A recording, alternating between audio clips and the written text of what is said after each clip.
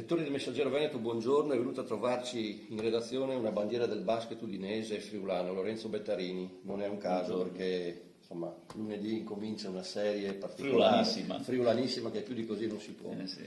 Che dia ti sei fatto?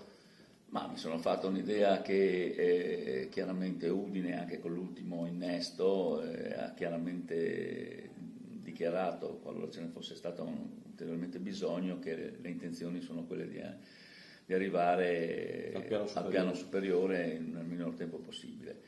Fatto sta che insomma, l'insidia di un derby friulano con motivazioni molteplici è un'insidia che farà spendere anche energie nervose a Udine.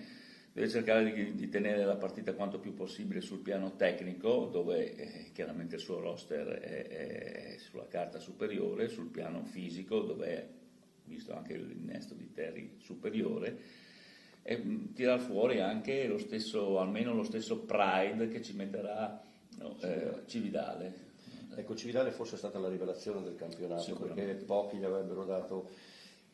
È una squadra completamente diversa da Udine, nel senso che anche come storia, come cammino, quella è stata, quella è arrivata alla fine, a parte il cambio dell'americano, perché per il resto più o meno. Sì, e questo è un po' anche la sua forza, no? Ha lavorato su un gruppo che adesso è un gruppo coeso, che ha fatto benissimo, fermo restando che insomma Udine, se vincesse in 3 gare non sarebbe niente di strano, perché appunto è a detta di tutti gli addetti al lavoro, la squadra da battere a livello nazionale per la 2. Il campionato finora non ha detto questo. In caso di passaggio del turno, quasi sicuramente ci sarebbe Forlì, che è poi la testa di serie numero 1 di tutto il campionato. Sì. Ma io penso sfida con Forlì, che Torino lo dimostra, che nessuno vuole incontrare Udine. Udine è la squadra assolutamente più forte.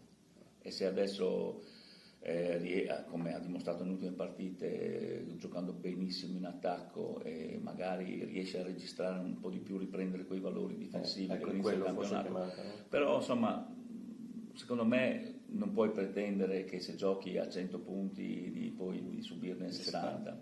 È sbagliato sostenere che se la partita arriva su un punteggio dai 70 in su è più facile che vinca Cividale, dagli 80 punti in su vinca Udine?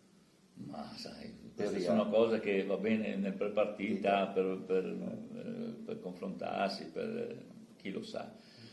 Sicuramente i punti che ha nelle mani Udine sono superiori. Giocare come gioca ultimamente è il suo. Bene. Grazie, buona giornata a tutti.